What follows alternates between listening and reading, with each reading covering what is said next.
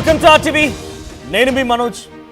So Marwadi go back, ఈరోజు కూడా Marwadi go back అనేటువంటి అంశం ఉందా అని ఆ రకంగా మీరు ఆశ్చర్యపోవచ్చు. కానీ క్షేత్రస్థాయిలో ఏం జరుగుతుందనంటే, ఎవరైతే కొంతమంది ఈ ఉద్యమాన్ని ఉధృతంగా ముందుకు తీసుకెళ్తున్నారో వారంతా మార్వాడి గో బ్యాక్ అనేటువంటి ఉద్యమంలో ఇప్పుడు వచ్చినటువంటి వినాయక చవితి పండుగ రోజున కూడా మరొక ఉద్యమానికి కాల్ఫర్ చేశారు. ఒక రకంగా ఒక మూమెంట్కి కాల్ఫర్ చేశారు.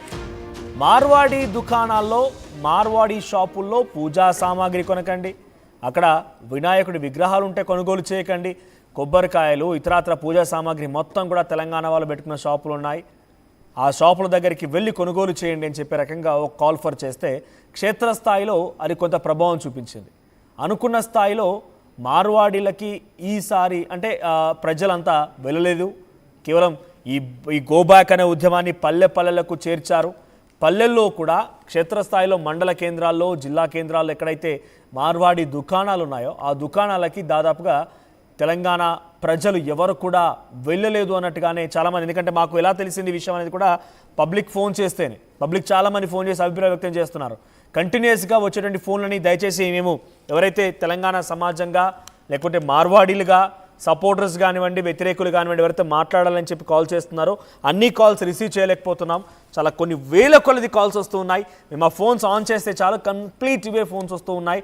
సో అటువంటి సామాన్యమైనటువంటి ప్రజల నుంచి వచ్చిన అభిప్రాయం, ఆర్టీవీ కూడా గ్రౌండ్లోకి వెళ్ళి మా ప్రతినిధులందరితో తెలుసుకున్నటువంటి విషయాలు కానివ్వండి, వివిధ ప్రజల నుంచి వచ్చినటువంటి ఆ అంశాల నుంచి కొన్ని విషయాలు తెలిసింది ఏంటంటే, మార్వాడి షాపులకి కొత్తగా ఎవరు వెళ్ళడం లేదు. ఉన్నవారే అంటే ఎవరైతే వాళ్ళకి కంప్లీట్గా మార్వాడి షాపులను వస్తువులు కొనుగోలు చేస్తూ ఉన్నారో వారంతా బ్యాక్ వచ్చేసారు. మార్వాడి షాపులో కొనొద్దు అనే రకంగా నిశ్చయించుకున్నారట. సో ఆ రకంగా పబ్లిక్లో కూడా కొన్ని చేంజెస్ వచ్చాయి. మార్వాడి షాపులు కూడా కొన్ని చోట్ల తాళాలు కూడా వేసుకున్న సందర్భాలు కూడా ఉన్నాయి. మొన్న ఒక చోట కామారెడ్డిలో కూడా దుకాణానికి నిప్పంటించారు. సో మళ్ళీ ఇంకా కూడా ఎవరైనా కొత్త వాళ్ళు వచ్చి ఈ రకంగానే చేస్తే నిప్పంటిస్తామనే రకం కూడా హెచ్చరికలు కూడా వస్తూ ఉన్నాయి. సో మార్వాడీలు కొత్తగా షాప్ ఓపెన్ చేస్తే మీ షాపులు ఇక మీ అంతు చూస్తామన్నట్టుగానే వార్నింగ్ కూడా ఇస్తున్నారు. మాట్లాడదాం ఇదే అంశానికి సంబంధించి. తెలంగాణ బచావ్ మూవ్మెంట్ తరఫున తెలంగాణ ఉద్యమకారుడు పెడమర్తి రవి గారు ఉన్నారు.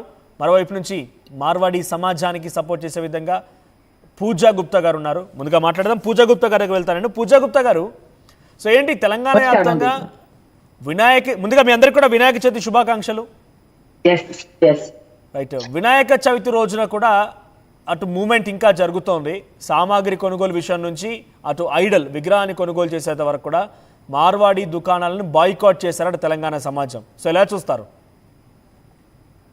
అందరికీ శ్రోతాలకి, అందరికి ఆర్టీవీ మీడియా వాళ్ళకి చాలా చాలా వినాయక చవితి శుభాకాంక్షలు. ఇది చాలా మంచి రోజు.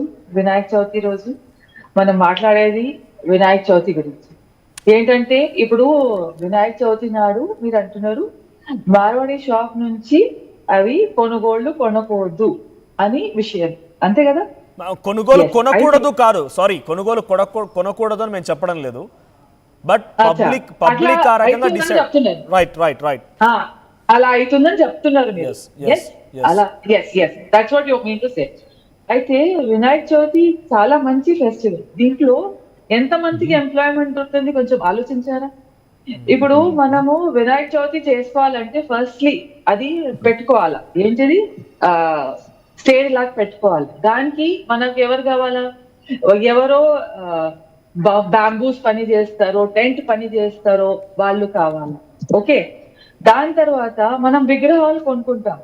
విగ్రహాలు ఎవరైతే అమ్ముతే మనకు మంచికి దోస్తే మనం జాతం కులం ఏది చూడం, మనకు విగ్రహం మంచిగా నచ్చేటట్లయితే మనం కొనుక్కుంటాం.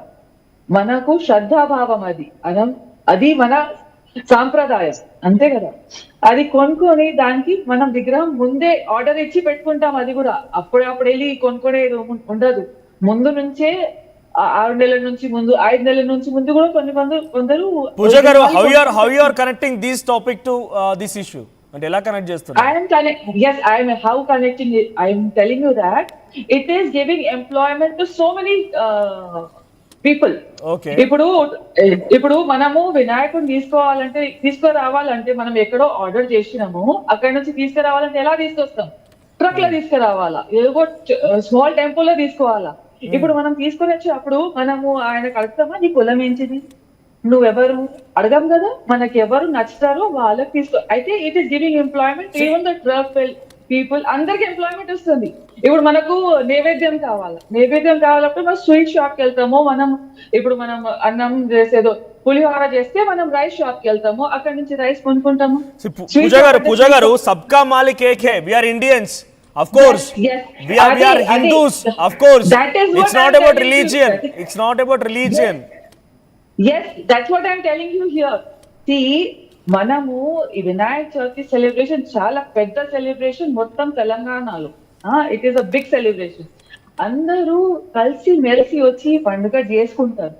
దాంట్లో మనం ఎవరు ఇది చూడం, ఇది మార్వాడి అయినా తెలంగాణ అయినా బీహార్ అయినా, అయితే ఇలాంటి మనము పెట్టుకోవడం చాలా తప్పు.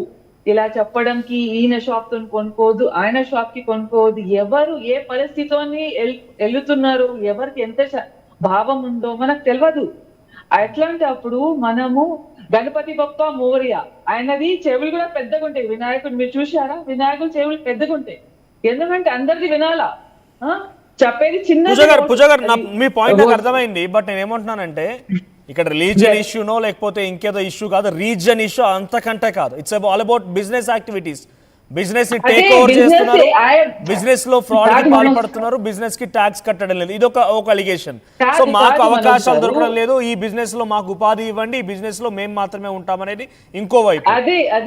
సో ఇక్కడ కొంతమంది మూవ్మెంట్ టేకప్ చేసిన వాళ్ళు, పిడమర్తి రవి లాంటి వాళ్ళు కానివ్వండి, లేకపోతే ఇతరత్ర వ్యక్తులు ఎవరైనా కూడా మన వాళ్ళ దగ్గర కొనుగోలు చేద్దాం, మన వాళ్ళ దగ్గర మనం కొనుగోలు చేయడం వల్ల వీళ్ళకి కొంత నష్టం వస్తుంది, వాళ్ళు వెళ్ళిపోతారు, వాళ్ళ బిజినెస్ వెళ్ళకండి అనే రకంగా. కాదు అది తప్పు. ఎందుకంటే రవి గారు మీకు వినాయక చవితి చాలా శుభాకాంక్షలు అండి. మీకు కూడా వినాయక శుభాకాంక్షలు అండి. మేము నిన్ననే చాలా శుభాకాంక్షలు అండి. మీరు చాలా మంచిగా గడుపుకోండి అండి. 10 రోజులు ఇది సంబడి మనకు సంవత్సరం తర్వాత వస్తుంది. దాంట్లో మనము మన దేవుడికి మంచిగా ప్రార్థించిన కానీ ఇవన్నీ ఎందుకంటే మనకు. ఒక్కసారి పూజ గారు ఆయన మాట్లాడుతున్నారు, విందాం. పిడమర్తి గారు మాట్లాడండి. ఇప్పుడు ఇది గణేష్ విగ్రహాల పెట్టిన ప్రధాన ఉద్దేశం ఏంటంటే 1893లో దయానంద సరస్వతి గారు స్వతంత్ర ఉద్యమ కాలంలో దేశ ప్రజలందరూ కూడా, ఉద్యమకారులందరినీ కూడా ఒక కాడ కలపడం కోసం పెట్టిండ్రు. కానీ ఇవాళ తెలంగాణ రాష్ట్రంలో గణేష్ పండుగ చాలా పెద్ద పండుగ. అయితే విగ్రహాలు మొత్తం కూడా రాజస్థాన్, గుజరాత్, మహారాష్ట్రలో అమ్ముతారండి. పెద్ద విగ్రహాలు.